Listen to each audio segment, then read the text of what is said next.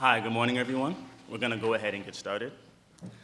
First of all, thank you for coming, and I'd like to first ask everyone to please silence your cell phones, but don't necessarily turn your cell phones off because we do want you to join the conversation on Twitter. You can tweet at CenterNYC to join this morning's discussion.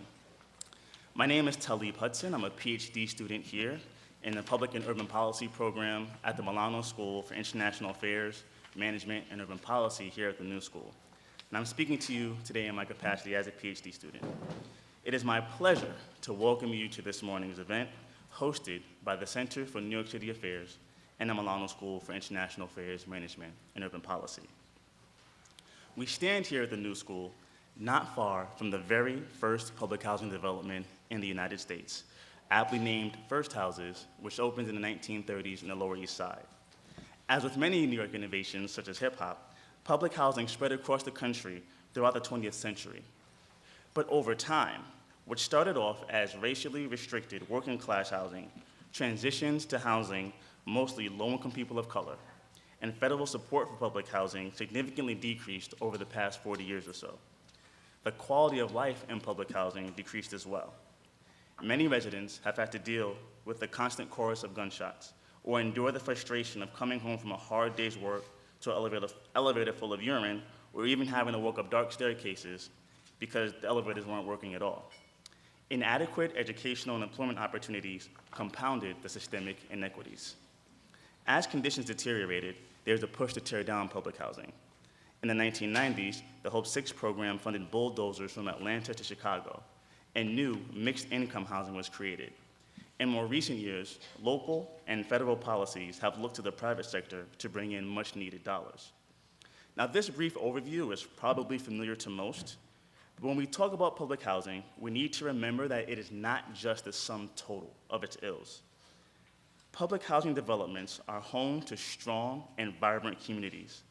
The developments provide a sense of connection and identity for many of the people that live there. In fact, my earliest memories are from Grant houses in Harlem, and my mother and my aunt from Grant are here with us today. And as an adult, I've also lived in Lincoln. Just last month, I was at a barbecue for residents of just one building from Grant houses. And there were people there who were older than 80, and some people there who were younger than 8. And most of us, many, maybe not even most of us, don't even live in Grant anymore, but we still came together to reconnect. And just from one building, there were multiple generations of memories, families, and love. As we discuss, analyze, and propose policies to address public housing, we must remember its most important aspect, and that's the people who live there. Even in the attempt to serve families in the greatest need, we must not view them as one monolith categorized as the poor or the hardest to serve. Rather, public policy should appreciate the complexities and the nuance of the lives of the individuals and families that make up the communities in public housing. Public policy should be evidence-based. Yes, that's true. But the evidence should be based in the community. In fact, public policy should be community-based. Now, Dr. Popkin's work moves us closer toward that goal, yet the policy discourse is not yet where it needs to be. Today's conversation is less a discussion about housing and more a conversation about communities. It's more about how to empower, serve, and support families who are living in deep poverty. Now, to this end, we're so fortunate to have community representation from the Lower East Side, where public housing all started. And again, I invite you to join our conversation on Twitter at CenterNYC. I consider it a privilege to introduce our moderator for today. Alex Schwartz is professor of urban policy here at the New School. His principal areas of research center on housing and community development, including affordable housing programs, mixed income housing, and fair housing. He is author of Housing Policy in the United States and managing editor for North America for the journal Housing Studies. He also taught me the fine art of policy analysis when I was a student here in the master's program. Please join me in welcoming Alex Schwartz.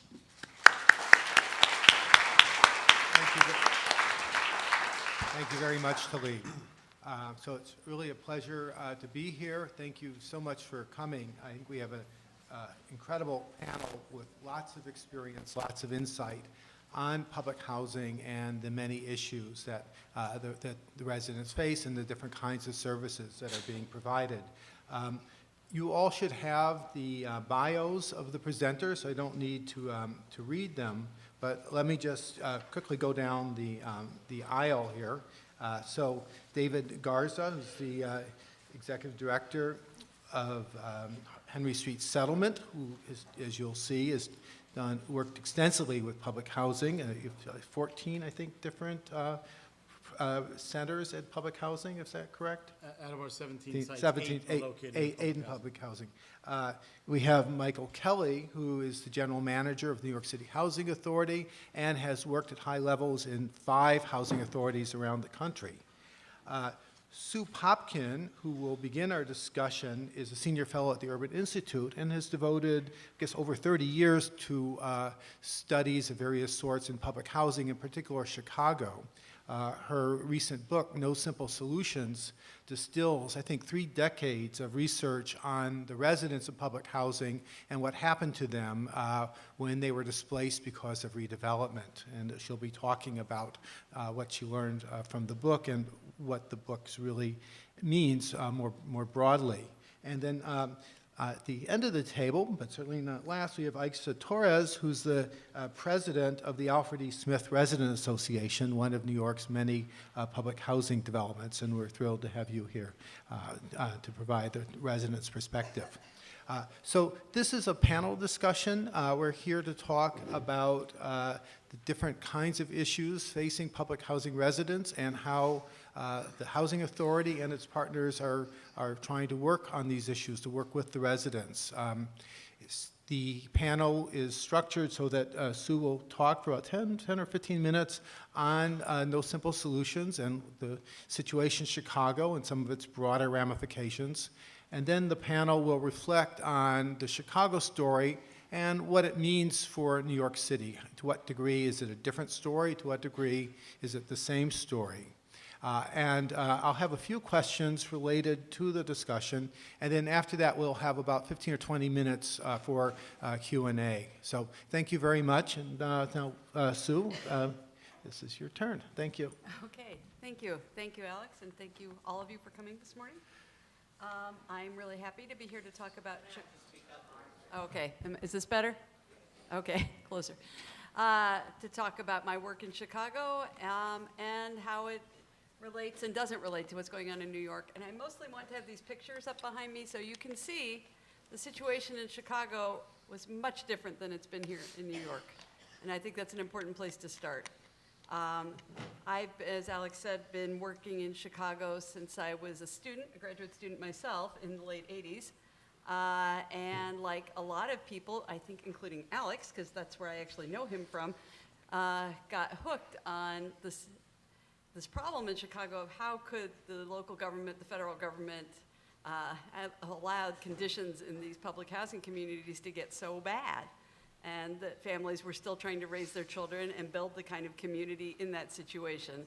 And what could we do to make it better other than that, and not make it worse for the families who had been living there? And I think that's the fundamental challenge that Chicago continues to wrestle with, that led to the Hope 6 program around the country, and has continued to be part of the debate now that we've seen what happened with that. So, and my focus is always on the people. So the book, I'm not going to read it here today, but it starts with 3 stories of what happened to people through the... So Chicago had this terrible public housing, and I'm going to tell you a little bit about that, and then about what they did. But they have torn down all of their notorious high-rise developments. They're all gone. So all the images you have of Cabrini Green and Robert Taylor homes, those are history now. And so what I did was follow the residents who went through that process and what happened to them. Now they have mixed income communities on most of the properties, and a number of the residents have taken vouchers and moved around the city. I'm sorry? So you got rid of the people that were... let me tell the story. They didn't get rid of them exactly. It's a more complicated story than that. So the book starts with 3 stories about 3 different women that I got to know over the years. One is Michelle and her children. I mostly focus on 2 developments, the Ida Wells homes and the Dearborn homes. Ida Wells, I know by New York standards these are going to sound small, but for the rest of the country these are very big developments. Ida Wells had 3,000 units in it when it was at its largest, and Michelle had lived there with her family, and she and her family decided to wait and come back to the mixed income development, and we talked to her and her daughter many times, and in some ways they're the best case. They ended up in a new apartment. Her daughter was doing pretty well. We got to talk to her around 2009 as she was going to go to college and move on. And then we came back in 2011, although they were still really happy. Michelle had been working this whole time. They were doing pretty well. Her daughter Tanya, by that point, had had a baby and had to stop going to college and was trying to hadn't given up, but was having to regroup and figure out what to do next. So they were the sort of doing the best. At the other end of the spectrum was a family named Annette, a woman named Annette and her 5 kids. 2 of them were her biological children. 3 were kids she had taken in. They were informal foster children.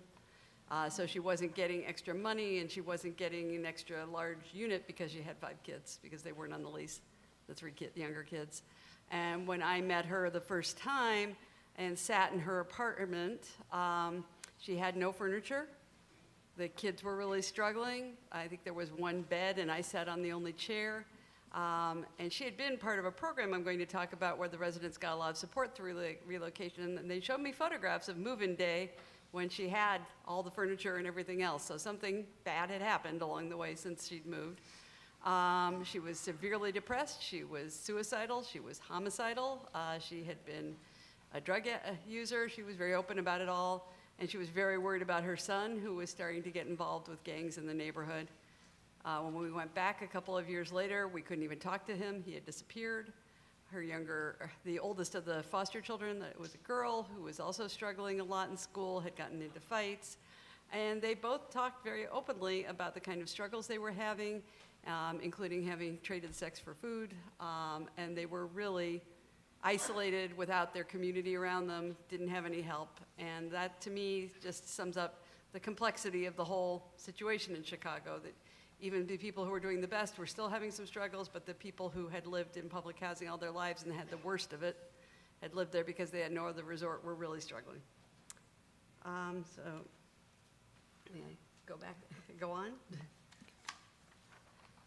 So in the 1990s, Chicago was the worst of public housing. That's a picture of Cabrini Green. That's a hallway. They put those kind of grates on it to keep people from throwing things off the halls. It had the effect of making it feel like jail when you went in there. It does look like jail. It looks exactly like jail. And it felt like jail, and I think the people who lived there felt that. The housing authority in Chicago was the worst managed in the country for a long, long time, right? Yeah, one of the things early in the book is they didn't even know where all the public housing was. That's right. I had the only list of addresses at one point for some reason, because I'd been doing a survey for them. I had a list of all. So they were terrible. The chairman of the board had stolen the money that was supposed to go into maintenance and had funneled it into building high-rises. Everything bad you can imagine had gone on: corruption, poor maintenance. Federal government's solution to that was to cut their funding, so they had less and less money. The people who were trying to do anything at all had less and less money to do it. They gave up trying to collect rent. The crack epidemic hit. The residents who could leave left. So by the mid-90s, I think the developments were about half empty. Because if you had any other alternative, why would you want to be there? The federal government took over the housing authority in 1995 during the Clinton administration, partly with the goal of saying, this is the worst of the worst, and we're going to show this can be an asset for communities, and we can make this good. And I think in 3 years, one of the things they accomplished was cleaning up the books, which was pretty amazing, actually, given that in 1995, they didn't have a list of addresses. By the time the federal government turned it back to the city, they were collecting rent, they knew where everybody was, and they began the first phase of the demolitions of the big high-rises and started planning for a major transformation to mixed income and vouchers. So that was the plan for transformation. On the next slide. That's a picture of the Ida Wells homes. That's one of the low-rise buildings there. That was an occupied building in about 2005, I think. The plan for transformation, it's still called that, was launched in October 1999. It was supposed to be a 10-year plan. Best laid plans, not done yet. The current head of the Housing Authority keeps saying they're going to finish by 2019. We'll see. And it called for demolishing all of their 11 high-rise family properties and rehabilitating all their senior housing and small family properties. So they still have a fair amount of public housing, and you have to factor everything down by a factor of New York. They have 25,000 units of public housing. They currently have 50,000 vouchers, which I know is less than half of what you've got. All right, next one. So the challenges so Mayor Daley agreed to take this on. He agreed to take the agency back. He only agreed if HUD was going to be willing to the federal government would put the money in to do what he thought needed to happen. It was a vast scale. It's the largest effort to transform public housing that happened around the United States. It was a huge cost. Even after HUD took over, I mean, they cleaned up the books, but the agency still lacked the capacity to do this. They had never done a real estate deal on the level that they were talking about. To tear down the developments and create mixed income housing is a very complicated financing plan. They had no idea what they were doing. And it took a couple of years until that smoothed out and nothing happened and people got angry, not surprisingly. And I think this is a really important point, and I know this is an issue here too, even though the conditions were terrible, and they were. For a lot of the people who lived there, it was still their home. Their families had lived there for generations. They didn't choose to move. They were told they had to go. So the emotional part of the work, I think, was not given enough attention, credence, value in the initial planning, and was terribly disruptive, especially for people like Annette who were not mentally well, who had depended on social networks in public housing, good and bad. It was tremendously disruptive.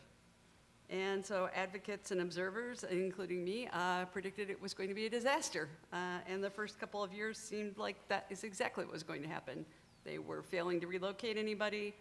They had hired three agencies to handle the relocation. None of them were prepared for the level of need that the residents had, the mental illness, the substance abuse, the physical health problems, the fact that they'd never lived anywhere else and were not ready to navigate the private rental market. Really were totally unprepared for what they had gotten into. And they gave them, not only were they not prepared, they gave them huge caseloads. So they were supposed to have 500 families and relocate them in 6 months. It was not going to happen. It didn't happen. People didn't move. There was a big lawsuit that was filed against the Housing Authority. Probably like New York, there are a lot of advocates in Chicago. And 3 of the big advocates in the city came together and filed a lawsuit against the Housing Authority. Were ordered to put in place, the Housing Authority at that point was ordered to put in place a real service support system for the residents and to take the relocation much more seriously, which they did, to their credit. Even by the time the lawsuit was filed, they had figured out, wow, this relocation has got to slow down, and we've got to do this much more systematically, and wow, we've got people who can't read, so we need to take time and not just put notices on their doors. And give people a time. So by 2011, when my book ended, or my study ended, the outcomes were better than I expected. They did manage to demolish all the developments. They did manage to launch the mixed income housing. The residents in Chicago, unlike in other cities, there are some cities where they have lost track of where the residents. That's not true in Chicago. There was no spike in homelessness related to the housing coming down. Most of the residents told us they were in better housing and in safer neighborhoods. And there are a lot of reasons why that came out the way it did. One of which I think it cannot be underestimated, the power of the city took this on as a civic project, a civic enterprise. This is our housing, these are our residents. And the mayor was determined he was not going to have this go bad. His father was blamed for all the original Mayor Daley for the problems in public housing, and his son, Richard M. Daley, was not going to be blamed for this. And if you talk to him, he's very, very emphatic about that. He also sent his head of the Department of Housing over to the MacArthur Foundation to head up a big initiative to support the plan for transformation. She's now the president of the MacArthur Foundation, Julie Stash. The MacArthur Foundation put $145 million into supporting the plan. That included the research that I did and others did. It included funding the advocates who sued the Housing Authority. It included money for a new computer system. It included money for the social service system. They really made it a serious investment, and they got other local philanthropy to join in with them, create a citywide jobs program for the CHA residents, And that all went on for 10 years. So it was a pretty significant investment. And then there were a lot of people watching. There were all those advocates. There was me hanging around. There was another study that the University of Chicago was doing. There was one on the mixed income developments. There was a residence journal that the MacArthur Foundation was also funding. A lot of journalists were following what was going on. A lot of people were paying attention. And I think that mattered a lot too for why it came out the way it did. If you can go to the next slide. But for me, the big question always was the question you asked, where did everybody go? What happened to the families? Yeah, so the next slide, the first question is, not very many of them are living, the original residents are living in the mixed income housing, and there's a lot of reasons for that. They're not done. It took a long time to build the mixed income housing, and it's partly because it took so long. A lot of people took vouchers, and by the time that the new unit was available, they were settled and they didn't want to move again. About a third of them moved to the rehabbed developments, which are actually, at least as of a couple of years ago, were in very good condition. Less than 1% of the people we followed ended up homeless. 15% left CHA housing for whatever reason, or usually because they earned their way off. Very few evictions that we can find. And the largest reason that people left, unfortunately, is the mortality rate. I told you what conditions were like in those developments. The level of trauma and stress that people had endured was clearly hard on them. A lot of people were very seriously ill. This was one more stress. It didn't help.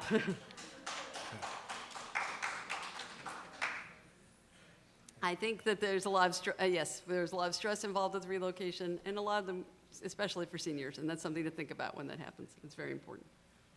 So were the residents better off? They say a qualified yes.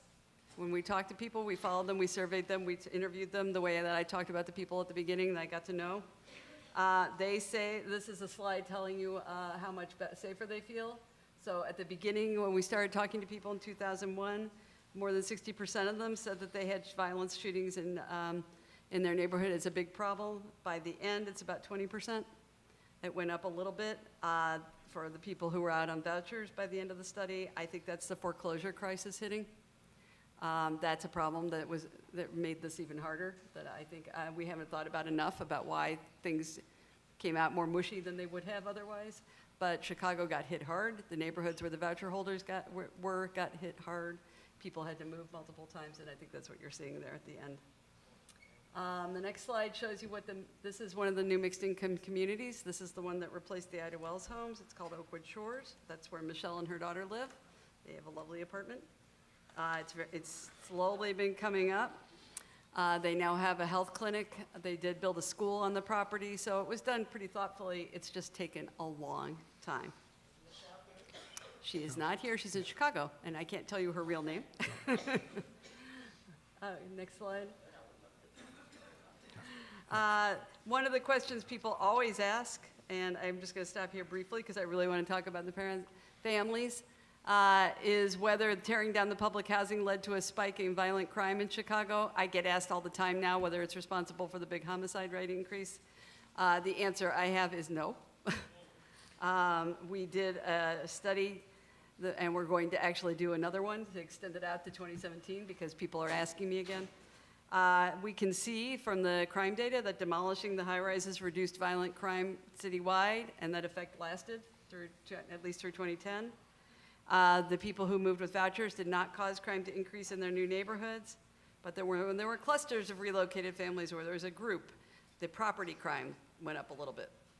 So it's not and one of the reasons people notice that is because in talking about 2001 to 2010, crime's going down all across the United States. So it's not that crime went up where people moved, it stopped going down quite as much. It's kind of, reporters hate that because it's complicated.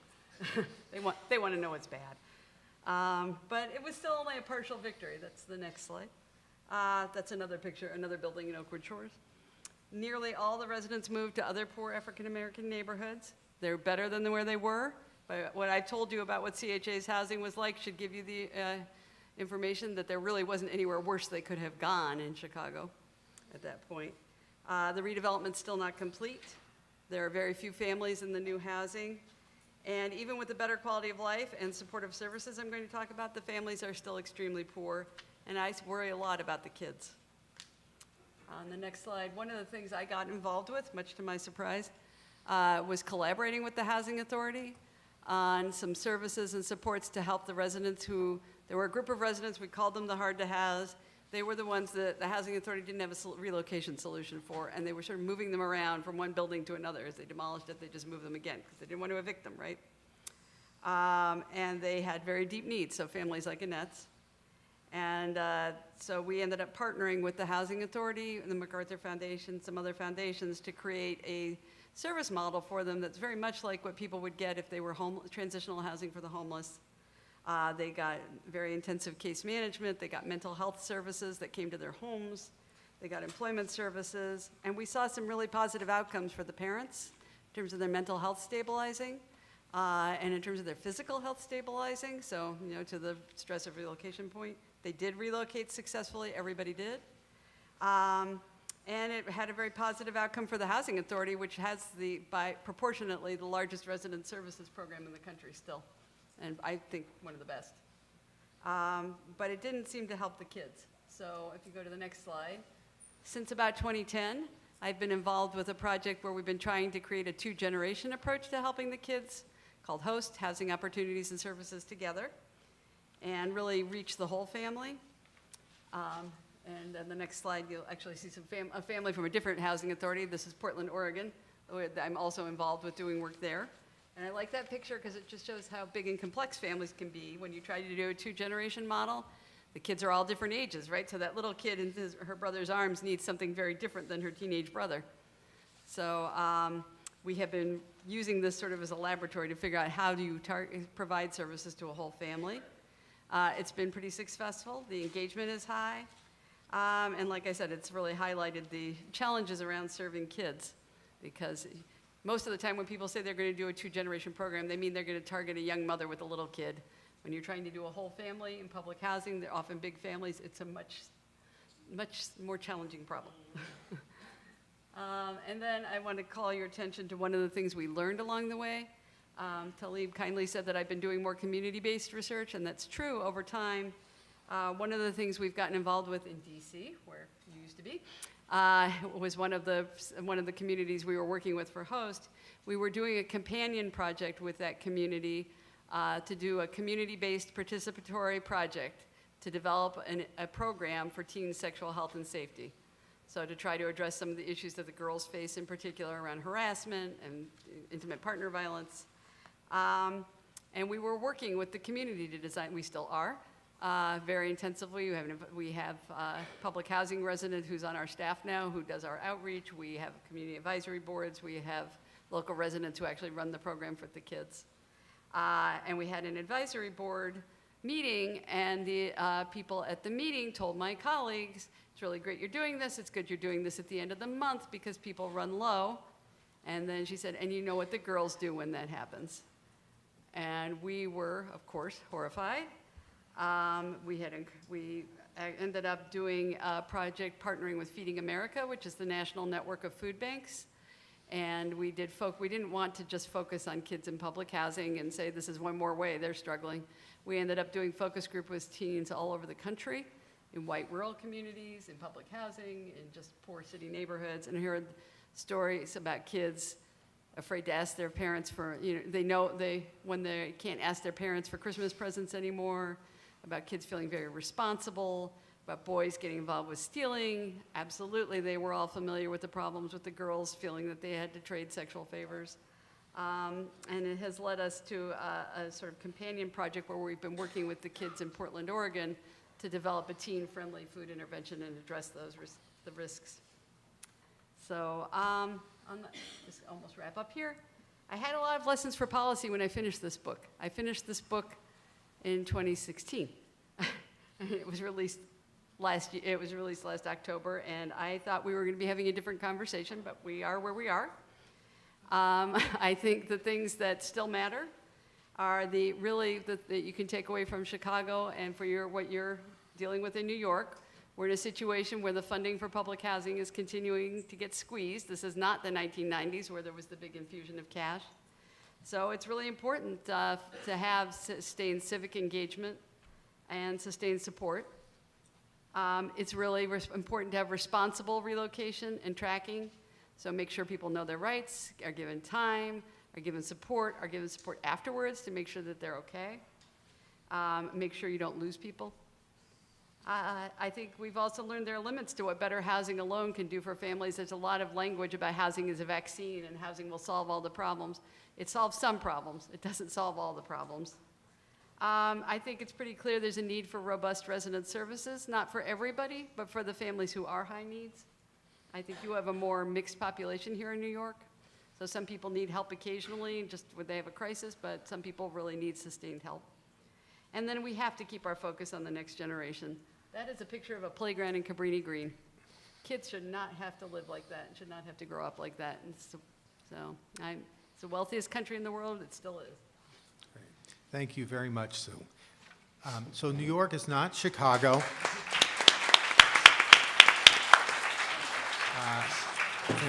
New York is essentially alone among big cities, and it has not torn down any of its public housing. Yet New York faces many challenges with its public housing. So what I'd like to do now is go across the table, starting with you, Aixa, to see what stands out from Sue's presentation in terms of how does the lessons, the situations pertain to New York City, to public housing in New York City from your perspective, from your experience?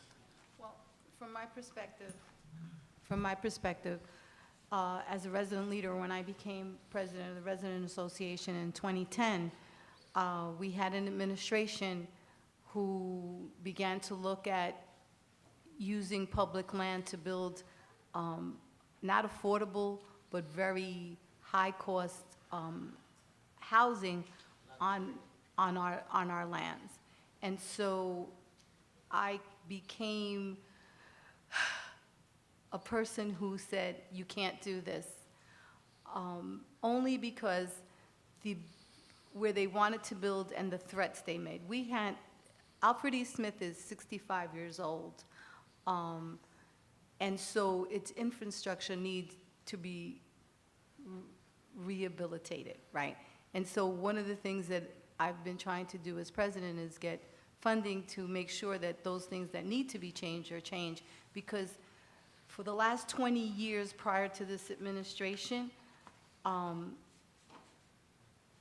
NYCHA residents were literally raped when it came to services, in terms of getting our repairs, in terms of getting all the things that we needed. So the parallel, right? It was like we were being treated like second-class citizens. And so my position has been, as resident leader representing Smith, has been, we're taxpayers, okay? We're American citizens. It's just ask that so we have everyone have a chance to speak, to hold off on the Q&A until the end of the session. Thanks. And so those issues become greater when we don't have the services that we are entitled to, and we didn't. We were paying for garbage, we were paying for police and not getting the police protection. And so those are the parallels that I faced when I became president. And so one of the things that we did do, because we were blackmailed, was we took NYCHA to court and said, you need to do these repairs because, and we documented. And I have to say, it wasn't me. I have a grievance committee, and they documented these residents, so when we went to court with the Urban Justice Center, the attorneys, my residents came, we piled the courtroom, the judge was like, she didn't want any problems, but at the end of the day, we documented everything that we did, and we won the case, and it needed to be fixed. However, no, we got the repairs, but we got the makeup. What needs to be done, at least in my development, and I'm sure in all the other developments, is not the makeup. Some of our developments that are old, because especially in the Lower East Side, we have the oldest stock, we need new pipe. I got my gas pipes thanks to this administration, right? And that's why we went to court, because when an administrator tells me, if you don't sign off on this land lease, then we're not gonna give you the gas pipes that you need to save lives, I was like, oh my God. And so on total faith, we went to court, and by the grace of God, we won. And the legal team that I have, I will forever be grateful. Thank you. Michael, in addition to being general manager of the New York City Housing Authority, you've worked in San Francisco, you've worked in New Orleans, you've worked in Philadelphia, worked in San Francisco, and I may have left some city out. So, D.C., Washington, D.C. So looking broadly across the country in your experience in public housing, to what extent does Sue's story about what happened in Chicago, to what are some of the lessons, and how, to what extent does it apply in New York versus some of these other cities? Thanks, Alex.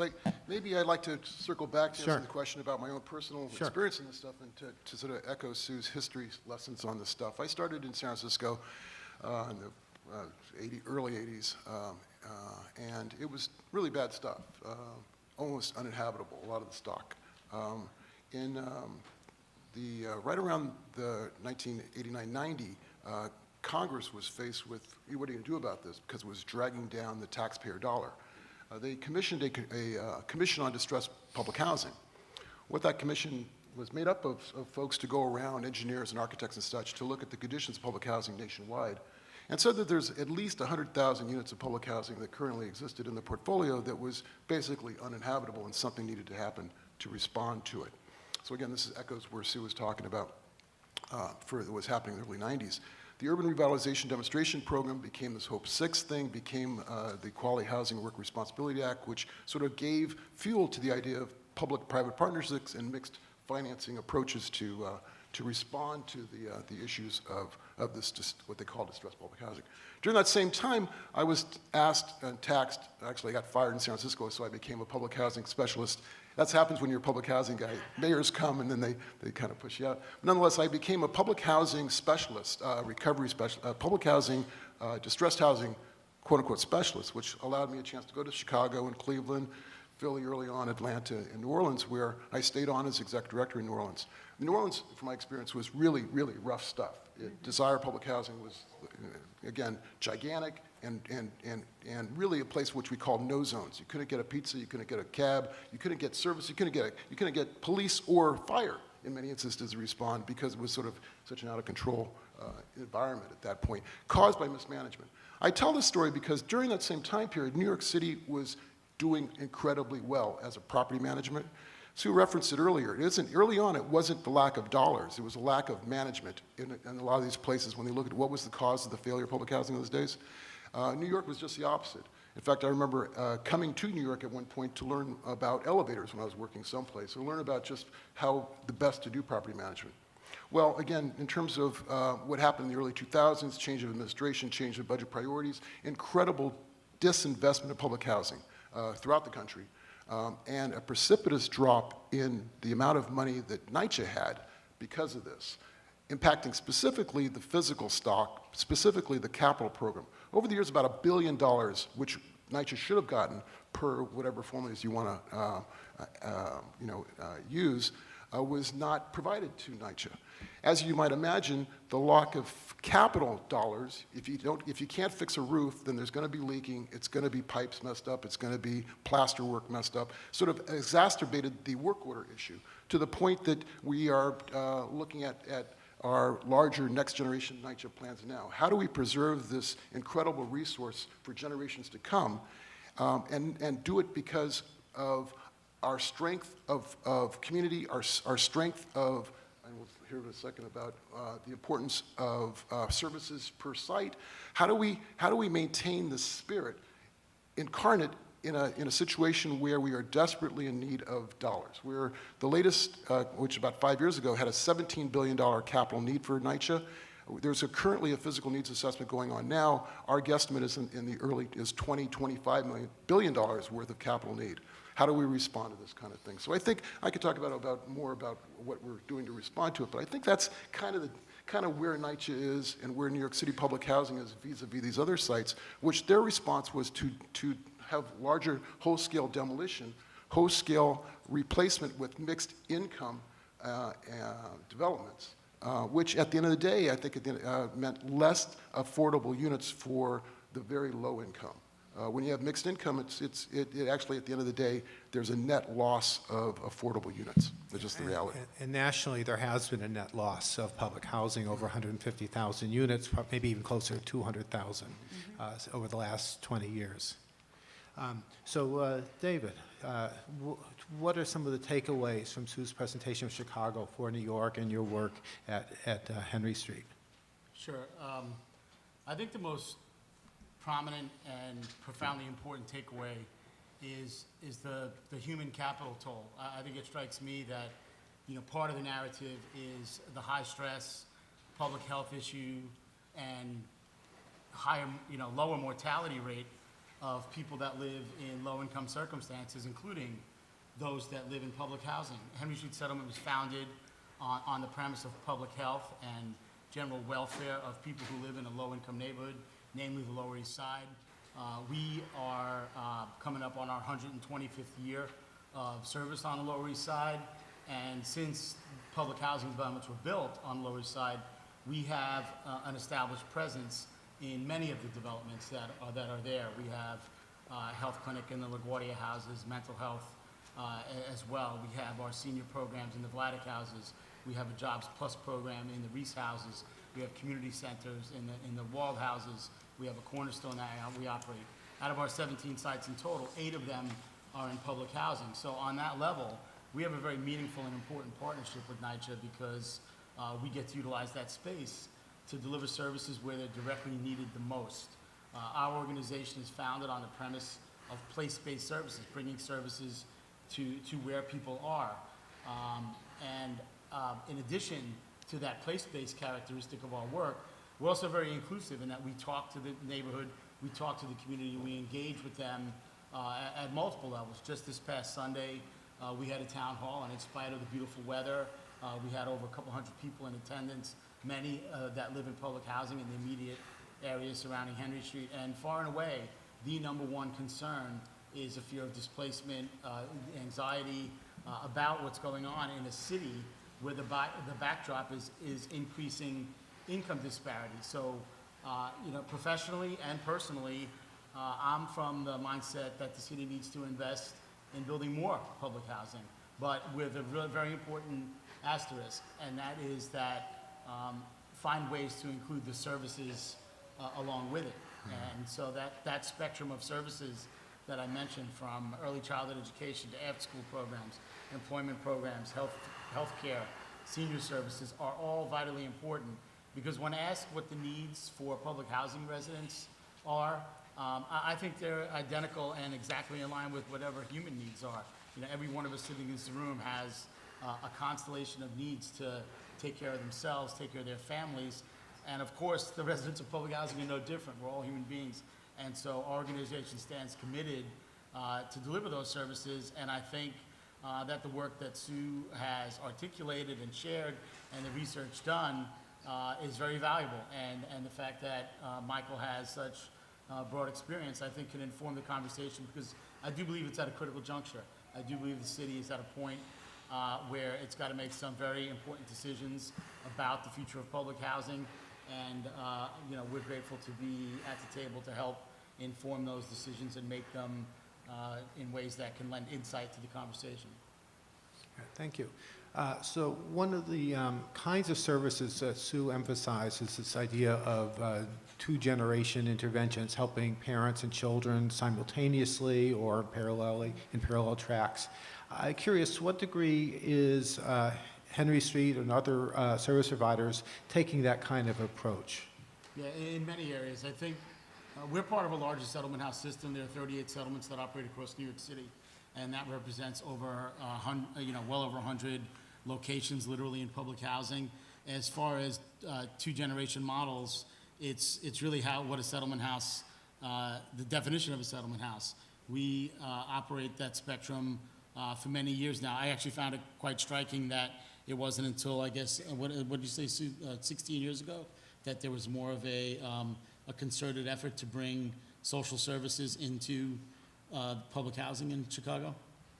Well, they had some units that were available for social services of various kinds along the way, but they weren't, it was so dangerous, most places wouldn't go in. So they had something they called cadre centers that was funded with funding they had from HUD for their drug elimination programs. And basically, those were just residents providing a community space and some information. And there were a couple of Head Start centers and things like that. But for the most part, that was one of the big challenges, is you couldn't get the social service agencies to go in, or anybody to go in. It was like Michael said about New Orleans. It was a no zone. Couldn't get anything. Yeah, so in New York, we didn't have that situation where we were in, even when Alphabet City was, the ABCD was referred to as assault, battery, corruption, and death. We were there. We were present when the acronym came, and as a result, I think we have very important experience that's accumulated in terms of how to deliver intergenerational services to residents of public housing and beyond. Aixa, do you want to jump in? Yes. So I grew up in public housing, and so we always had the social services. I have Hamilton Madison House, which is also a settlement house. So one of the things that they had was Boy Scouts, Girl Scouts. Also, as a parent, they had Head Start, which started my road into becoming an advocate for children, because I didn't want my children to go through what I went through the system. When I came to New York, I spoke no English, and I sat in a classroom once, and no one understood what I was saying until my cousin passed by and asked me in Spanish. I said, I don't feel well. I was home for an entire month. That's how sick I was, right? And so I never wanted my children to go through those kind of things. And when we moved to public housing, we were finally able to be on our own as a family, my siblings and my parents. And so having the social services there were really important. I became a Head Start parent. I made sure my kids got the education they needed. Both of my children are college graduates, right? And I know it's because of the Head Start that they had and what they wanted to. I became president of the Parents Association and started a whole entire revolution with my co-vice president, who we've become lifetime friends. We're like sisters now. And we live in public housing, and we've raised our children in public housing. One of the things, though, that has happened in NYCHA is that people like me have been in NYCHA now for like over 50 years. Because of the rent issues that are going on, we now find, when I could have moved out of public housing, I had to make a decision, take care of my parents or move on. The place that I would have moved on to, I can't afford now, because now they've privatized and it's worth $1 million or so. There's no way. So I'm virtually stuck. I have a pension. I do Social Security. After my fight with Bloomberg, the Pharaoh, I had open heart surgery. And so I had to retire before, my retirement time. And so I'm not the only one. There's a lot of residents in public housing who live on a pension, Social Security, who really have nowhere to go unless there's more senior buildings that are built, affordable, right? The only place they really have is public housing. And so that's the difference. There's Smith houses, I tell people, everybody is related to everybody, because people have intermarried. And so those social services become even more important. How do we service our elderly? What services do they need? The schools, becoming involved in the school, making sure that the school gives these children the education they need. One of the things that I've begun when I became president with the executive board is we recognize all our kids who graduate from high school and college. Because you know what? When they do something bad, they're in front page. But when they do the right thing and they do what they need to do to move on, they're not recognized. And we give them a little care package, because those are the things that we need to do as residents, but also the services. One of the concerns that I have as we move to the next generation is that who's going to pick up the responsibility for making sure that those social services are given? The city and the government, the state and the city have to step up and begin to fund public housing, because we're residents, we pay taxes. And so we need to, as residents, we need to lobby for ourselves, and we need to begin to make people accountable for the services. People think that people who live in public housing all live on welfare, and that's okay. If I had to, I'll do it. But I'm just saying that's not the reality. And we have a huge senior stock of people who need a lot of services as they get older. And those are the concerns that a lot of people have, that we don't have, what is going to happen with the next generation in terms of making sure that our centers are modernized to the point that it really services our seniors, that we continue to service our children. The pre-K program is absolutely important, and that all of those things are supported, because when Smith was built, it was built with a daycare, it was built with a community center. We were built with those inner services. And I have to tell you that when I went into Head Start, two of the ladies who were counselors, who were also residents and single mothers, said to me, "You need to go back to school." One did the application for me, and the other one gave me the $20. And so those are the kind of things that have to continue so that people are able to move on. Thank you. Michael, you want to? I just wanted to, echo the importance of it, but also when I talked about the history lesson of what made NYCHA so great, was just what we were talking about. Physical stock that was built that fundamentally supported the concept of support along with the dwellings. Again, not only was there a major disinvestment in the amount of money that was available to public housing nationwide, but also a shift in the program. There was a drug and elimination grant, for example, and that whole thing was just X'd out, that paid for a lot of services. And the Harvard cost study that went from 2001 to about 2004 came up with the conclusion that social services was no longer going to be paid for by HUD, that they were establishing a per unit subsidy that they were going to allow housing authorities to operate on, and that subsidy did not allow for social services.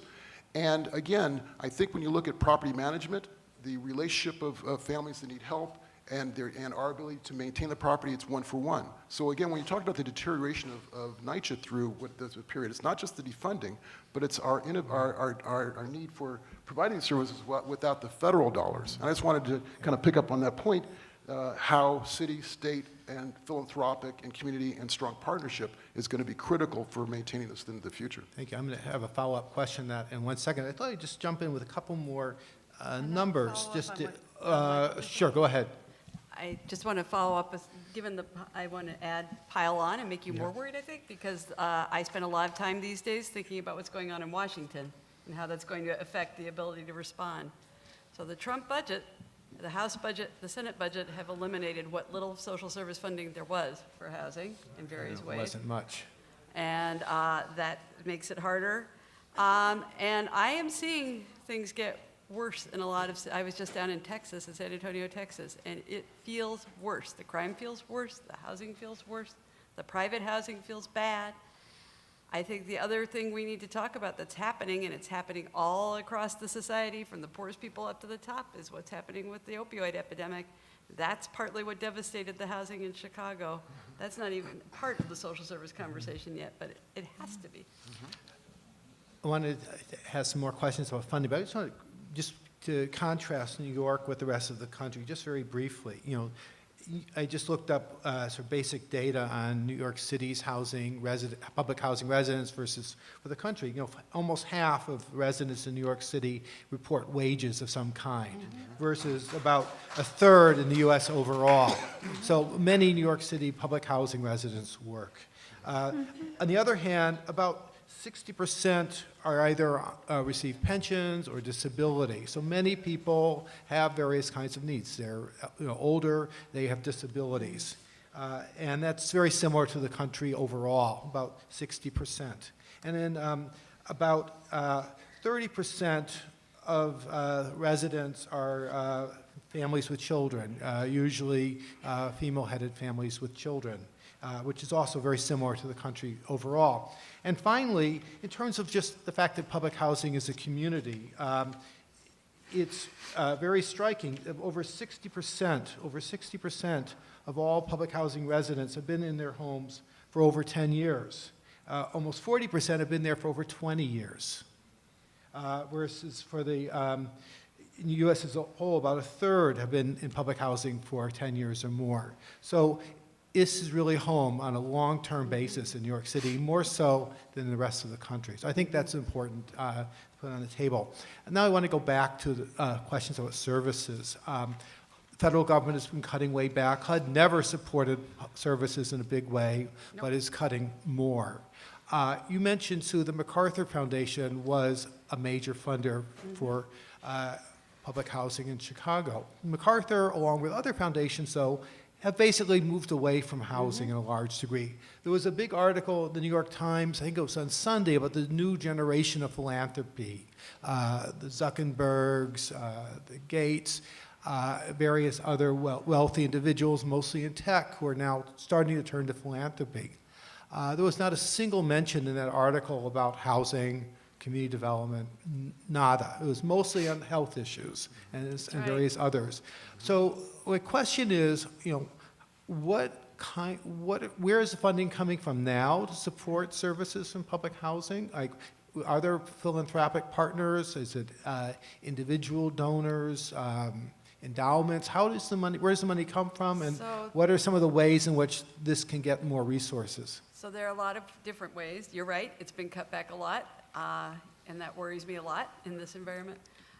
There are still foundations who fund in different places. I have a partnership with the, of all places, Bangor, Maine Housing Authority, and that is because the J.T. Gorman Foundation, which is the L.L. Bean family, is supporting big investments in families in Maine, and they have funded the public housing services there. So that's one category. There still are people who invest, but you're right. Most of the big modern donor, here you've got the hedge fund guys. They want pay for success. They want return on investment. It's really hard to show return on investment from providing meals to kids, or from, it takes a long time, right? Or from keeping a senior citizen from having to move to a nursing home. It is really hard to come up with the numbers that they want, and that is being a real challenge. Another way that housing authorities can fund services, and that's how they do it in Chicago and DC and a number of other cities, is federal status that's called Moving to Work, that 39 housing agencies have. Although it's called Moving to Work, it's really a deregulation program. It also comes from the 1990s, and it allows housing authorities to shift their funds around. So in Chicago, they basically take some of the money that's supposed to be for management, and they say, no, we're going to set aside $40 million a year for resident services because that's part of our management. And they are able to do that because they have that flexibility with their funds. New York does not. New York is not an MTW agency. That is a real barrier here. The Aixa a few years ago wanted to become part of my host project, and they couldn't, exactly for that reason. So that enables Chicago, DC, Portland to make contracts with with a service provider like Henry Street and pay them some to be on their properties, or help leverage their funding to be on their properties and provide services to their residents. Without that flexibility, they can't. HUD is about to open, Congress has allowed 100 more housing authorities to come into the MTW program. However, given the focus of the Congress we've had, focuses on small and rural housing authorities, there are only 3 slots for large housing authorities. I can imagine the competition is going to be fierce. Yeah. So It's also a zero-sum situation, right? Right. Where you're basically It's the same taking money. money from management and putting into services. So the last way, and I know this is an issue here, I know this is controversial, but the way I actually am working with a colleague who's been thinking about how do you, if you're going to redevelop your public housing, if you're going to make that investment, you can build service funding into what you're doing. That's what private affordable housing developers like Mercy Homes or Bridge Homes or the Community Builders does. And they build it into their financing plan that they're going to have 15% of their funding a year from the rents and the whatever else from their market rate tenants is going to be invested in resident services. And they also are all nonprofits, so they may be fundraising in other ways, but that is a sustainable way to have funding in a newly developed property. She also works with housing authorities that are using the new ability to mortgage their properties, the RAD program, And if they're going to make that kind of deal, she says, you have to build the service financing into your deal. And so that is something that we're actually thinking about in terms of host. If there's going to be any funding, where are we going to get it? If we can build, if there's going to have to be this kind of financing, how do you make sure it's responsible and includes the support and services for the residents? I think it's not impossible. It may not be on the level we'd want, but it is a strategy. I think, sort of going to my less hopeful side, one of the things that I am almost sure is coming, and this responds to what you said about who lives in public housing, are work requirements. This Congress wants to impose work requirements on people who get any kind of assistance. I think we're going to see it on people in public housing and vouchers. I think we're going to see it in the Medicaid program. And that really worries me, because we're going into this with, as you said, 60% of the residents are elderly and disabled. Most of the residents already work, or half of them already work. So what's the point to some extent? And is it going to be done in a responsible, evidence-based way? Well, no, it can't be, because there are only 9 housing authorities around the country that we know of that have even experimented with having work requirements, have seen how they've done. None of them have done it with any kind of attempt to include eviction or termination of assistance. That's the model that's being talked about in Washington right now. That's one of the things I spend a lot of time worrying about right now. Yeah. David, go ahead. Yeah, for the Henry Street settlements of the world and other settlements, it's all hands on deck, all day, every day. It's a complete Swiss Army knife of trying to generate different types of funding, diversified to bring services into public housing. To the city's credit, Department for the Aging funds our senior programs. Department of Youth and Community Development funds some of our youth programs. NYCHA and HRA fund our Jobs Plus program. To NYCHA's credit, in this case, they give us space. You know, we operate 8 sites. We do not pay rent presently except utility rent. And we'd like to maintain those relationships as much as possible, because from a service provision standpoint, I use the metaphor often, you know, government will give you bricks, private foundations will give you mortar. You know, separately you have an unstable stack of bricks and you have a pile of mud, but collectively you can build something meaningful. And often we'll get private funding, and it's corporate, foundation, individual, through, you know, volunteers and other activities, to add enrichment components to the services that we provide through government funding. So we take any opportunity to raise awareness about the need for funding. It's, you know, I say emptying the ocean of poverty with a thimble. It's, there's way more need than we have resources. And so it's important to speak about that. With respect to housing, this is just about services, to deliver services in public housing. With respect to housing itself, we're starting to do more research on the way federal tax credits, while they're still in place, might be utilized. I think it's a lot of work. I know organizations like Broadway Community Housing have done a lot leveraging federal tax credits and local tax credits, and working with the city to build truly affordable, you know, housing developments like the Sugar Hill project that's uptown. It's an exemplary project. It stands out there as a model. The problem in Manhattan, anyway, is there's not much land left. And so I think any progressive ideas on land banking or the utilization of tax credits of that nature you know, again, I'm of the mindset, build more, because with 65,000 people in our homeless shelters and with 185,000 people on the waiting list for public housing, I think it's crystal clear that we need more in New York City. Otherwise, the city will continue to become income disparate to an extreme point, even more. It already is extreme, even more so. With NYCHA's you know, fiscal constraints and the need to, you know, invest in the physical stock, has there been changes in terms of support for services, and have other organizations, philanthropy, stepped in at all to provide more support? Is there a MacArthur in Chicago? I'm sorry, MacArthur in New York that is trying to champion public housing in the way that the MacArthur Foundation did in Chicago for those years? Well, we're beginning to nurture those relationships with the philanthropic community. And you have your own philanthropy now, too. Yeah, it's the Fund for Public Housing. And we found that there's, especially when you look at the alumni of NYCHA, we have Schwartz, who's the CEO of Starbucks, and some folks from Google, and this amazing sort of folks that have done well in their corporate world that we're now looking to phone them up and say, by the way, would you mind reinvesting in what made you great? And so I think there is really unique and good opportunities. I mean, literally as we speak, Shola, the chair, is in Chicago meeting with the MacArthur people. So they're not necessarily Chicago-based, so we're trying to tap their resources as well for our benefit. But we're also looking to, I don't know if that's the right way of saying it, shame each other. Or we're trying to get to the situation where if someone gives something, how do we get someone else to say, like Ford or somebody to say, hey, how do we, these guys gave it, you should give it as well.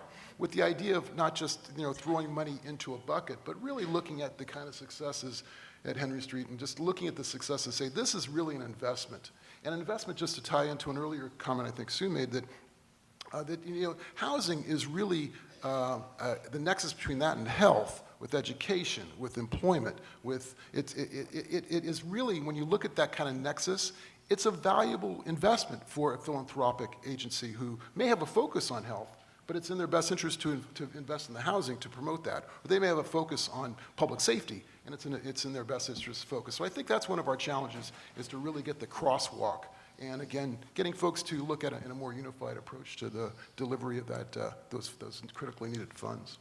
Can I just add real quickly that I think the time is really ripe and it's urgent, because frequently, and I can even talk at Henry Street's board level, where we have a lot of corporate philanthropy on our board, a lot of well-heeled board members who their mentality is shifting, and as they see with more clarity the homelessness crisis and the fact that I think, again, to the administration's credit, that for the first time there's a very sober assessment that homelessness will increase in New York City. That is unheard of for anyone who's in political spheres to predict. So it's a very honest projection about what's happening in New York City. And with that, with the homelessness crisis converging with the housing crisis, I think people are looking, including philanthropy, including the foundations we work with, who are willing to invest in the services, the Robin Hoods, the Tigers, the Clarks of the world, hopefully the Fords of the world who have more resources. I think the time is now to really call their attention to some of the potential solutions. When you look at some of that financial modeling on projects like Sugar Hill, in other parts of the country, it might look unheard of that, if you are going to build X, units of affordable housing, it may cost $500,000 to build a unit.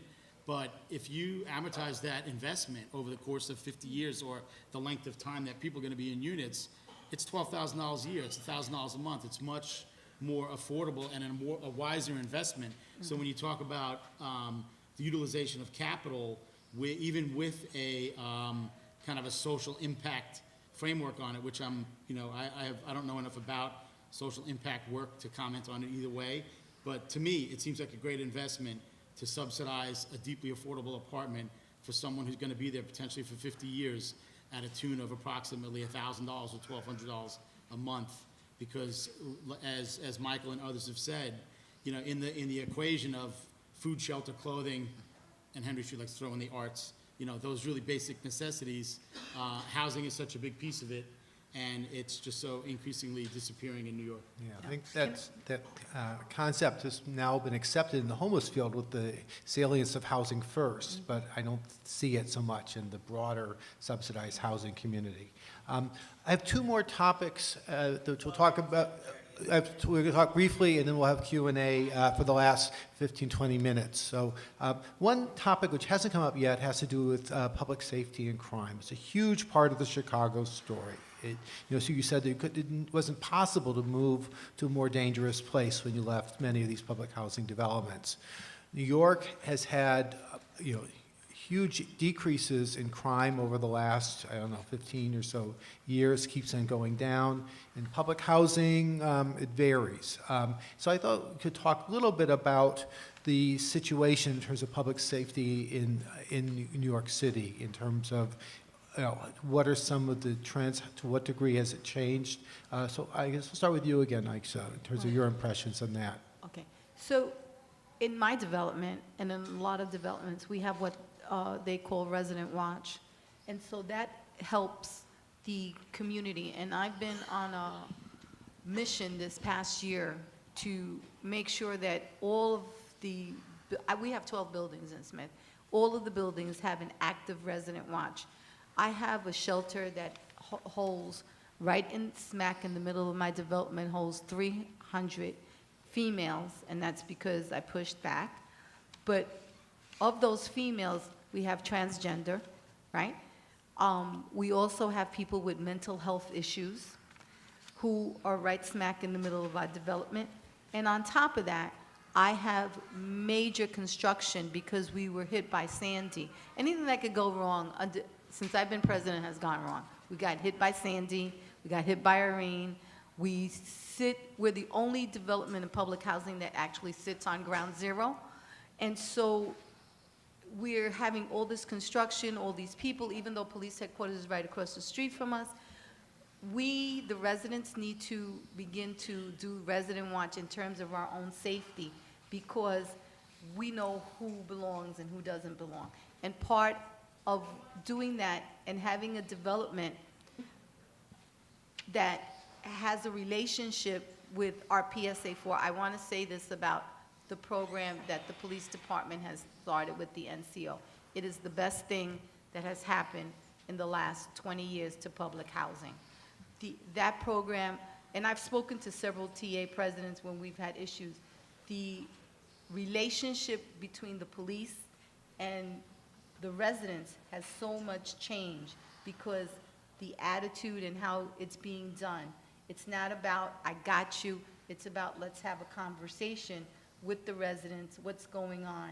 And that's really, and that was something that a lot of resident leaders have been asking for, getting the cop on the beat that knows you, knows your kids, knows enough to, like, say, bring your kid upstairs instead of locking him up and creating a record so that when later on when he wants a scholarship or something, he can't get it because that pops up. And so that has been a good thing for us in terms of developing the relationship. But one of the things that we need to, and we're getting budget cuts, one of the biggest issues that I have with the Trump administration is all these cuts, and because Smith Houses, and this is not bragging, is NYCHA's most valuable asset. My greatest fear is that we understand that and that we begin to take care of the property ourselves as residents and the responsibility and changing the mindset.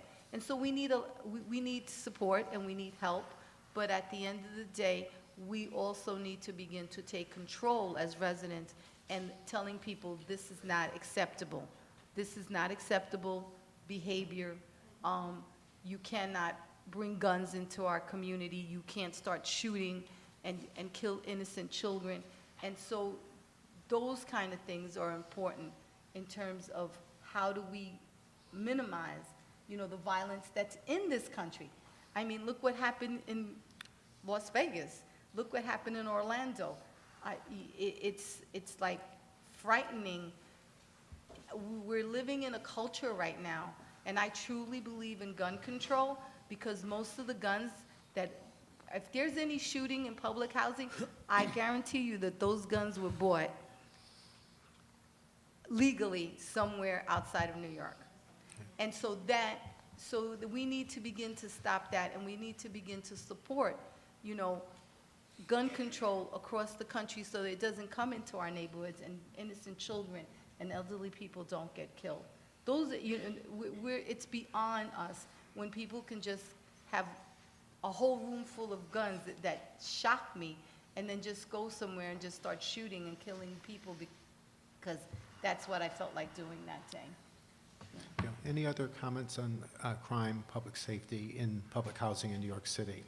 If I can just, on an overview, the mayor's action plan for neighborhood safety, its acronym is MAP, is one where they looked at the 15 highest crime areas in town that had public housing in them, and to have a really focused effort as for resources and best practices, which has included things like closed-circuit television, lighting, layered access on the physical stuff. But as Aixa was saying, how do you get neighborhood cops back? And that was one of the things that came out of that sort of thing. And so there's a regular ongoing, like it's called CompStat, where it's computer-aided management. There's like a map stat where they're looking at these 15 areas and what are the best practices in holding each other's feet to the fire. Thank you. So I'm going to have one more question, and then we'll have QA. And this is basically to sort of wrap up the panel part. That is, New York City is different from other public housing authorities around the country. None of the public housing has been torn down, yet there are similarities. The housing is at risk. It needs a lot of investment. The community, residents have been here a long time. What are your ideas, just very briefly, for preserving the public housing? What should be the top priorities in terms of keeping public housing as a viable community for the current residents? And just briefly, some of your key ideas, and then we'll open it up for Q&A. So I'm going to start here with David. I'll start because I'm completely unqualified to speak on this topic. I'm just keeping it real. I mean, I'm a human service provider. I don't know if I'm, I do know. Let's have the questions in a minute, okay? So I do know this about management in general. If you don't resource a function, you don't get it. And that means that there needs to be some financial investment. And I happen to be a tax and spend liberal. I believe that, one of the important ways that a city like New York, with as many working residents that we have,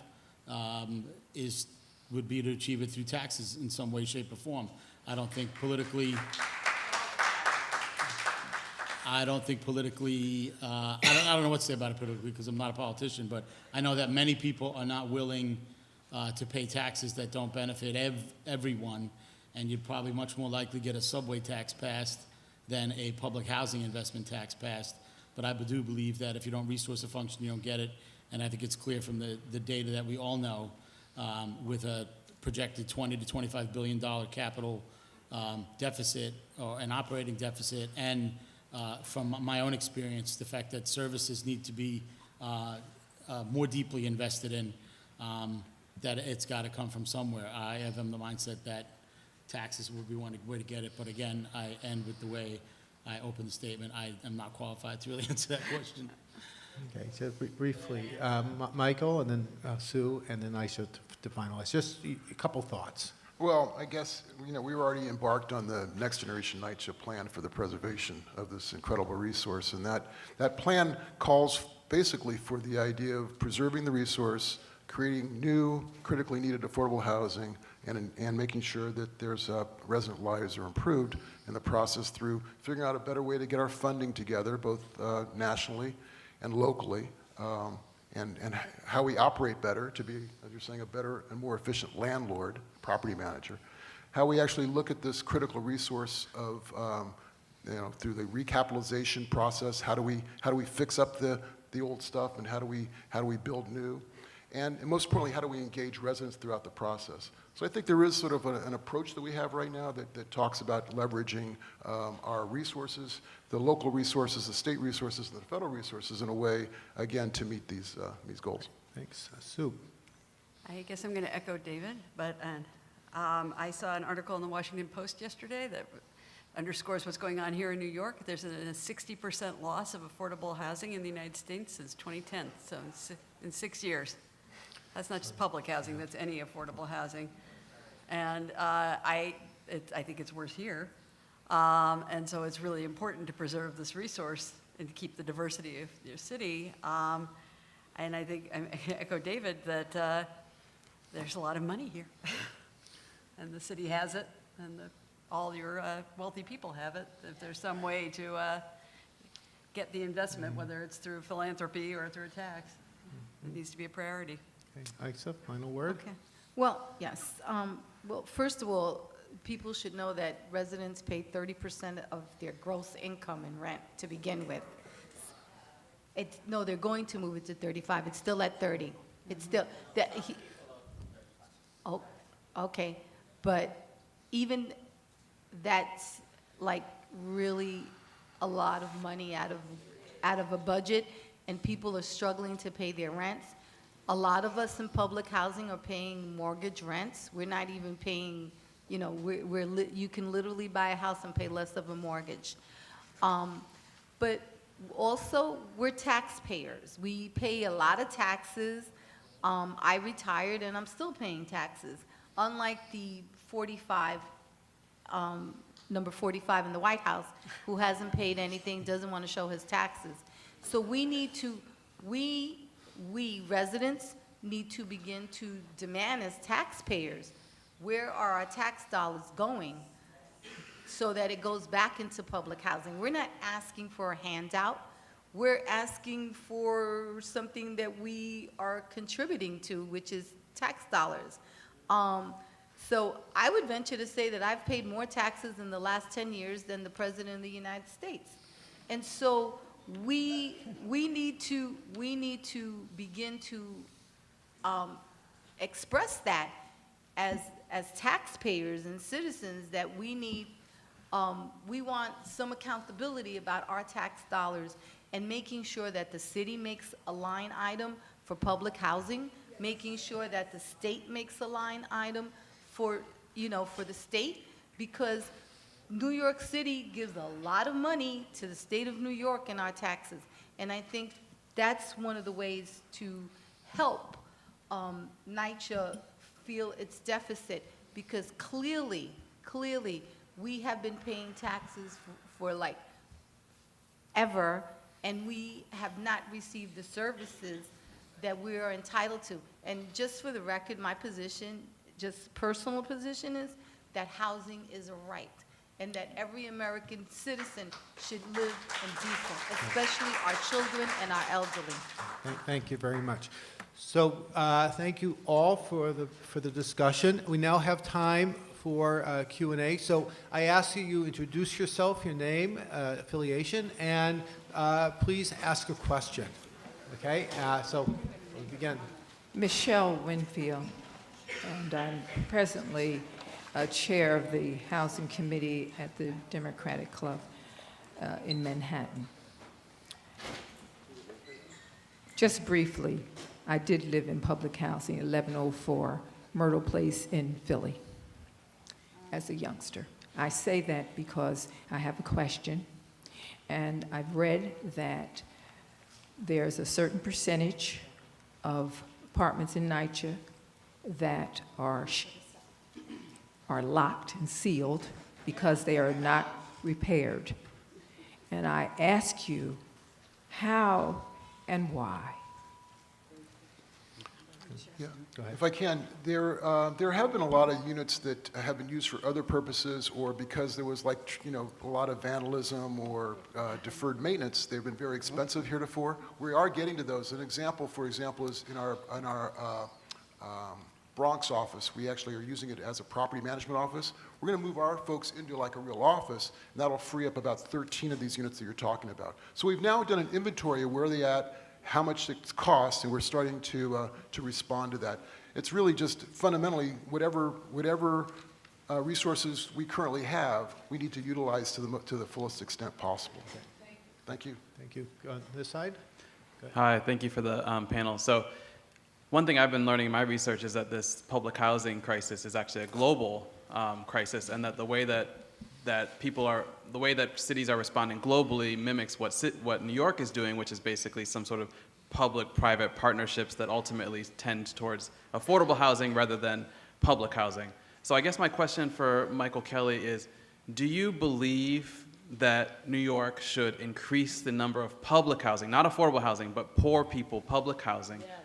Or do you think that that New York City should start transitioning into affordable housing, which is not the same as public housing for poor people? Okay. Good question. And your name, quickly? Oh, my name's Michael White. Thank you. Hi, Michael. I'm a houser, so I definitely believe there needs to increase the housing for the public housing sector. Totally understand and agree with that.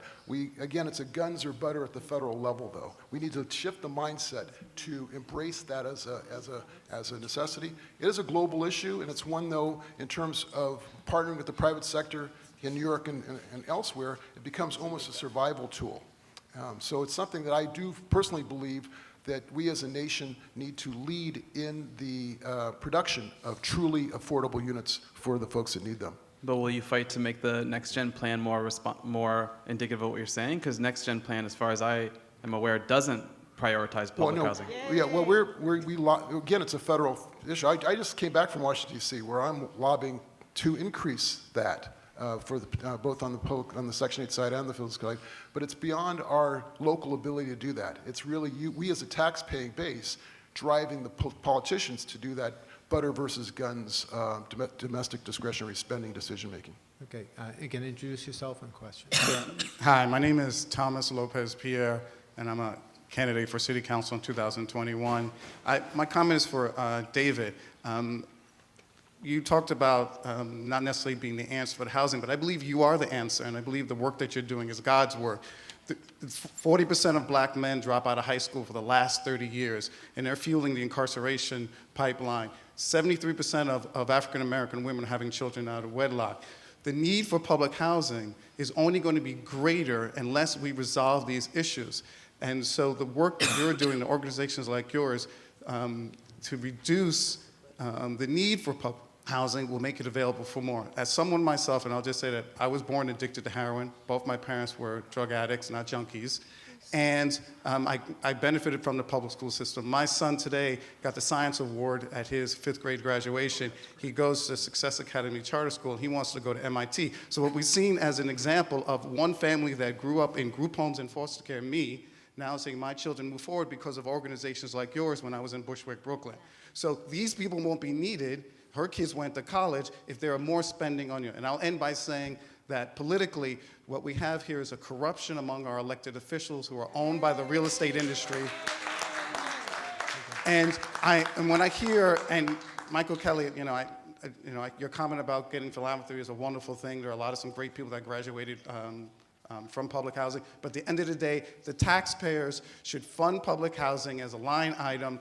The rich, wealthy that live in this city, if they want to stay here and live in peace, they have to provide a society that is equitable for everybody. You can either, and I'm going to end by saying this, my son could either be the person that finds the cure for cancer, or he could be the one that shoots your son for his $500 pair of sneakers. That's the investment that you're making in a society in the future. Thank you so much. Thank you. Thank you. Hello, my name is June. I have a question and a statement. First of all, let me just say that I live across the street. I'm one of the lucky, fortunate, privileged people in this city who has wonderful housing, and I'm sure there are many people in this room who do. 1 out of 15 people in this city live in public housing, 600,000 people. I'm wondering, and I appreciate people up here. I'm sure you're all well-meaning and have a lot of information. Most of this event went to talking about social services. Next Gen, which is called Next Generation, we see as next gentrification. Yes. People are not going to be in housing for social services. There's a plan to displace 600,000 people in this city, and nobody's talking about it. Shola and the mayor, that's the crime. It's not the crime of our young people in the housing projects doing X, Y, and Z.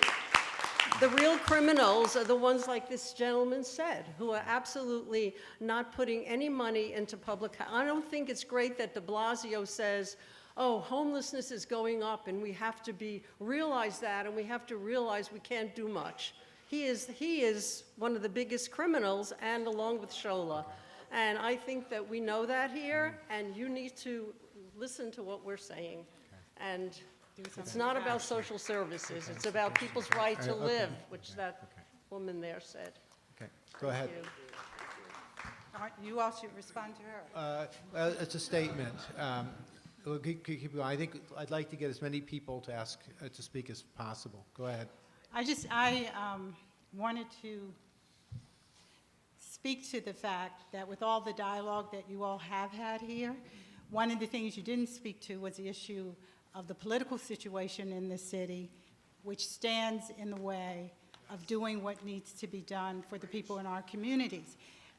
Nobody mentioned, okay, clap. Nobody mentioned the word gentrification. This shit is not happening in some kind of bubble.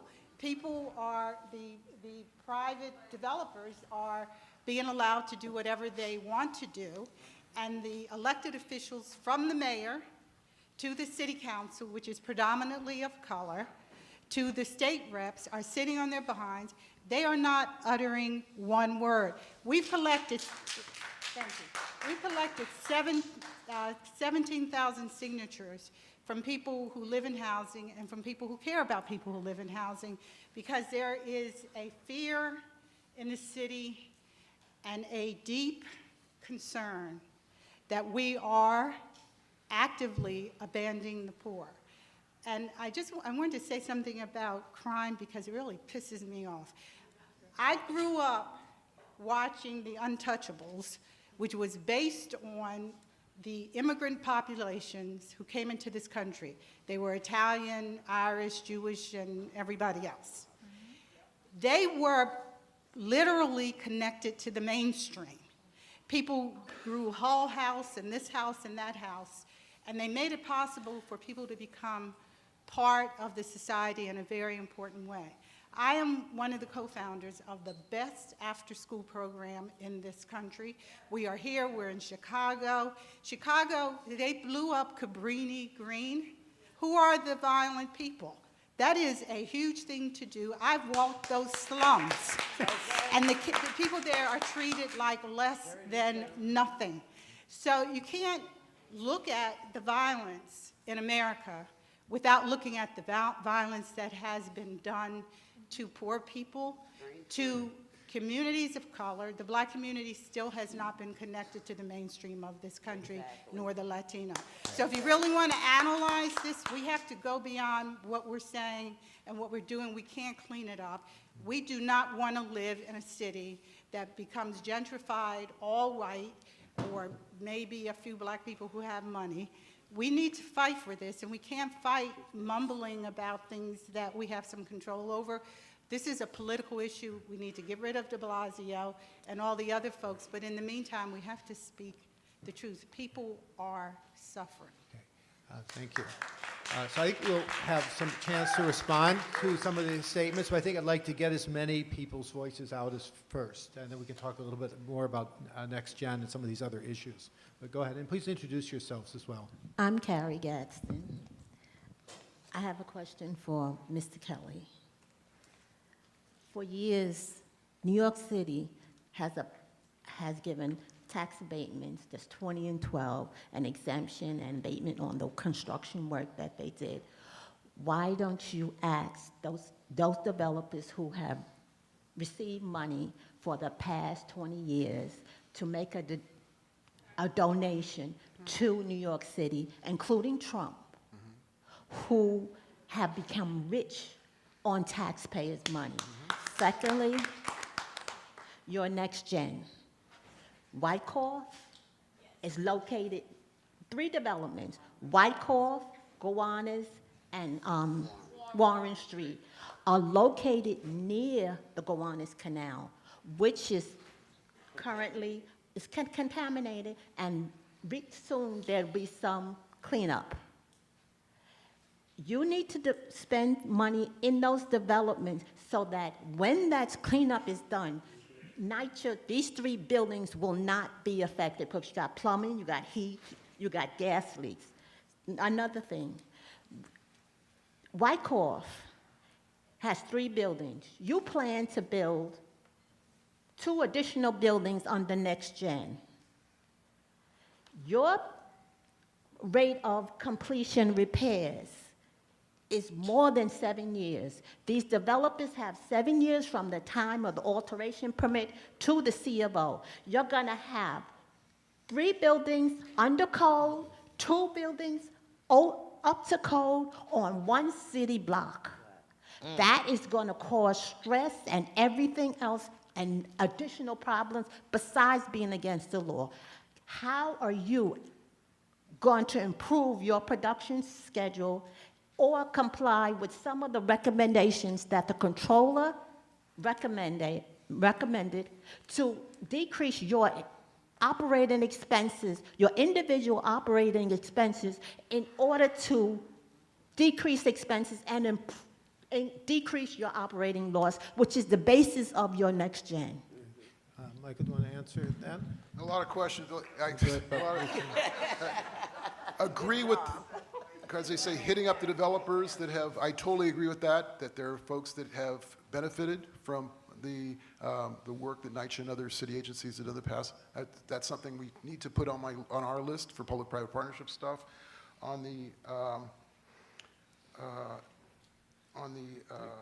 Gowanus. On the Gowanus, one of the things that we can get into, we don't have probably not time today to get into it, but one of the things we're attempting to do is to look at mining the value of the public housing land that's currently underused to the point that we can actually put money back into those sites, because right now the federal government is not doing that. So I agree, we need to have a more balanced end of the day where you have something new, but also you have the existing public housing that's been fixed up. And the final thought, I guess, to your many questions was the idea of the relationship between capital improvements and work orders. The better we do with roofs, the better we do with bricks, the better we do with windows, the easier it will be for dealing with the leaks inside the building, as an example. Hi, my name is Carmen Quinones, and I am the president of Douglas Houses. We have 18 buildings, 21 stories, almost 5,000 people. First, I want to say to Michael Kelly, you know I love you, baby. Love you too, Carmen. You know I love you. Love you too, Carmen. He's always there when I need him. But let me tell you, it's almost like an epitome, and maybe I'm not saying it right, but I just got back from Puerto Rico. I was caught in the Hurricane Maria, where, to tell you the truth, I don't know how I'm standing here sane, where I was in a shelter for 9 days, nearly died with water up in my neck, and seeing firsthand what the devil looks like, right? And looking at the devastation of my country, Puerto Rico, I can see the same thing happening here. It's almost the same thing. We do have a hurricane here in New York on public housing. Because in Puerto Rico, if we're not careful, they want to take our land and make luxury resorts, because that's where it's headed. That's why this government is not doing anything for our people now. And it is the same thing that's happening here with our elected officials. And until we get these elected officials right, nothing else is going to be right. And until we get NYCHA right, nothing is going to be right. And that's from the top up to the bottom down.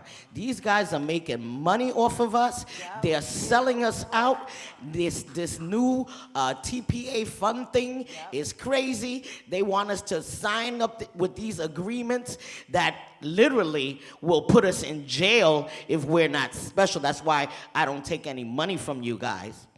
I'm probably one of the presidents among some that doesn't take NYCHA's money, because that agreement that y'all put in place is to put people in jail. Another thing, when I started as president, we had $254,000 in our budget. Now they gave me a budget and it says 89. Where is that money? There's so much stealing and so much corruption in New York City Housing Authority that you can't trust them for anything. And when you talk about crime on NYCHA grounds, you know why there's crimes? Because y'all ain't giving these kids nothing to do. So when I walk out my development on my basketball court, that you know you helped me just renew. We got new hoops. I'm still waiting for the fiberglass though.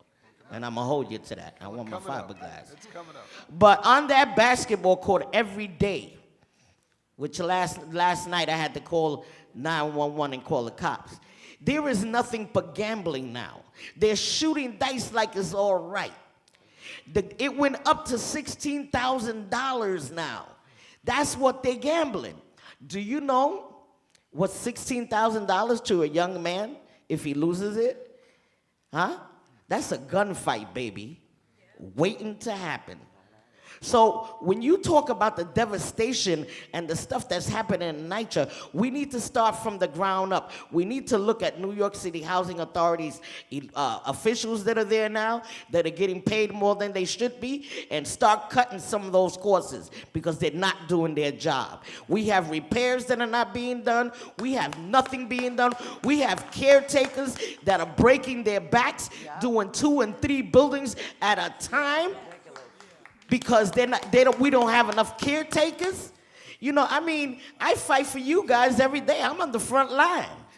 I'm on the front line with CVH, Community Voices Heard, SICA. We all in here. And we fight so that we can get money. And we fight for you guys. But you guys are not doing anything to help us. What you're doing is trying to get us out.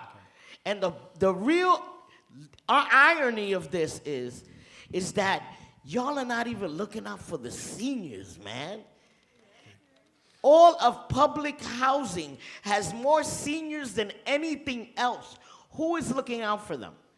Mental health is a necessity in public housing. It's a necessity, and it's a shame that y'all not doing more to get it in there.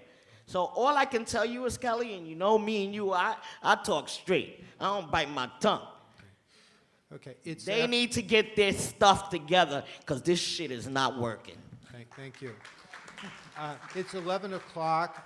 Let's say 5 more, but try to be brief and ideally at the question, but we only have time for 5 more comments or questions. Okay, so my name is Karen Blondell. I am an advocate and I do outreach for the Fifth Avenue Committee. I'm a part of the Gowanus Neighborhood Coalition for Justice, and I live in Red Hook houses for over 30 years. So I'm all about public housing, but specifically about South Brooklyn. So, you know, as you know, South Brooklyn lost 22% through displacement through the 421 program that was under Bloomberg. And so I just want to make mention that from 1916 to 1970, black people migrated from the south of North America, from the south of North America to the north of North America, okay? And that was only 100 years ago. Now we're faced with displacement and we're being forced back towards the south, and there's only really 8 states that blacks are even welcome in, okay? We have a problem with racism across this country. But what I wanna say, not for myself, but just to plant this seed in your head. When we displace people out of New York can easily turn from a blue state to a red state. And not only are there people who are after people of colors, there's people after people who are Jewish and everything else, gay, your religion. So be careful who we displace out of New York City. And I'd like to say this word, value capture. We need to talk about value capture. Anytime we live in a city where they're willing to give Amazon $10 million to move into the city, but we have public housing in that same region that needs that $10 million for risers or for windows, we want that $10 million value captured into our community. We pay taxes, 30% of our income, our gross income goes to public housing. That's 30% before federal, state, and local taxes, as well as health care in some cases. So I lose a good $600 to $800 every 2 weeks, but public housing still wants me to pay 30% of that money that I do not see. On top of that, repairs. Repairs should not take me my whole vacation. I don't get the same vacation time as city workers. There's people in public housing who have 200 vacation days. You won't buy them out, and they won't work. They refuse to work when it's their last 2 years of work and they're about to retire, and they got 200 days. They keep sending those type of workers to Red Hook and Gowanus. That's unacceptable. We can't have a manager coming in May with 200 vacation days, and then we don't see this manager, and the next thing you know, he's gone, and we got another manager with 300 days. Something has to be done about the vacation days and stuff like that. Maybe you're just gonna have to pay them full and get rid of them, because they are now old, they're burnt out. Like she said, you got one girl working on 5 buildings. These people start off strong, young, ready to work, wanting to work for the city, and we burning them out. Let's get rid of the people who can't do the work, finish buying them out the system, Bring these young people in, give them these jobs, help them to take care of their buildings, and let's have our emergency services in place. All of those units that you find unusable for human beings to live in, let's put our generators in those buildings. Let's put our emergency water in those buildings, because we are on the waterfront communities like Aixa, Torres, Smith Houses, Red Hook, Gowanus, near the canal. They're gonna put an 8 million gallon sewer tank right next to that project, right on the top of the Gowanus Canal. The people in Gowanus need their community center open.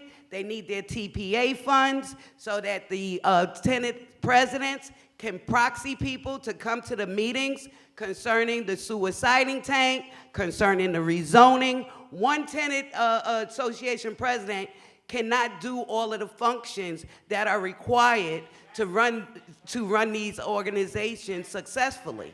We are willing to help as residents. We can do it, but we need you guys to really be behind us and come out, listen to us. I want to invite you to 621 DeGraw, Fifth Avenue Committee. Please come down, let's talk about this. Thank you. So we're over time now. Just going to have one more, so go ahead. Yeah, but it's taking a lot longer. Christian, how much time do we have? Do 1 second. It's 10 after now. Let's continue on with this, and you can talk to us after the panel, but it's gone over now. So one last question. Yeah, thank you. Whoops. Go ahead. After hearing that about people who are retired with 200 sick days and are old and they're burnt out, I guess that would mean that I should feel very threatened, but I'm not. I returned as a teacher. I lived in 75 LaSalle Street. It was mentioned by Talib. The Grant Houses, 57 when it opened up, and left. I had to leave because of the violence, the drug selling, and the gun and the gang activity, which, by the way, still goes on with Manhattanville, the big fight there. So I'm saying I'm very sympathetic to living in the Grant Houses. My father never made over $5,000 in any year in his life. Working life. So work as a factory work. My mother was a homemaker. But I would just say that what good would all the services be and the restoration and the rehabilitation if people are afraid, as someone mentioned here, about the gunshots and the violence and the drug dealing, the thing that drove my family out of Grant Houses. So I'm saying, and in Chicago, remember, tearing the stuff down, giving them Section 8, now they have to go to live. And what's the problem in Chicago? Because they're living in neighborhoods by their choice, which have violence, drug. Okay. I'm talking about the people who left housing, public housing in Chicago. Okay? Would you excuse me, ma'am? I didn't interrupt you, please. Thank you. We're running low on time. So please, if you have something to say, let me finish what I have to say. Thank you very much. Please. Let him finish, and then we'll be done. Come, sir. Yes. Go ahead. So what happened in Chicago, you see the parallel that I see is that in Chicago, the people left when their houses were being torn down. They were then given Section 8. And again, there's articles in the newspaper, Chicago newspapers, where they're living in neighborhoods with, again, violence, gang, drug dealing. What is happening there happened in New York City and still is happening, as based on what this test someone just said. There's still Douglas houses. I taught, by the way, I taught in PS 163, which draws its patients. Yeah, I taught there. So let's just say this before we get into little private conversations. What good would all of the social services be to help people? I understand that. If people cannot live in safety and cannot live without fear. Thank you. Thank you. So this concludes the panel. Thank you very much. If you want to speak with us, it's fine, but it's after. You didn't ask a question. May I ask a question? We can ask us informally, but it's now way after 11 o'clock. So okay. Measured purely by volume, there's no housing crisis or shortage in New York City. The upper end of the market is glutted with apartments. Most of the volume of housing in the mayor's affordable housing plan is high-cost market rate rentals with a small percentage set aside that's supposed to be affordable, but it's not affordable to people who live in public housing. It's not affordable to low-income people. What about the 429 tax exemption? That's costing New York $10 billion by 2024. That tax exemption is for realtors. Why doesn't that money, that's our tax dollars, we're giving tax exemptions to realtors who make a lot of money instead of putting that money into housing for poor people, for public housing. That's my question. Why are we doing that? The voters did not vote on that decision. Thank you. So, thank you very much. He wouldn't let. You know, we're not really in a position to answer the question. This is a public housing panel, and you're talking about a tax policy that, it's important, but it's not related to public housing. So anyway, we're going to stop here. Thank you very much.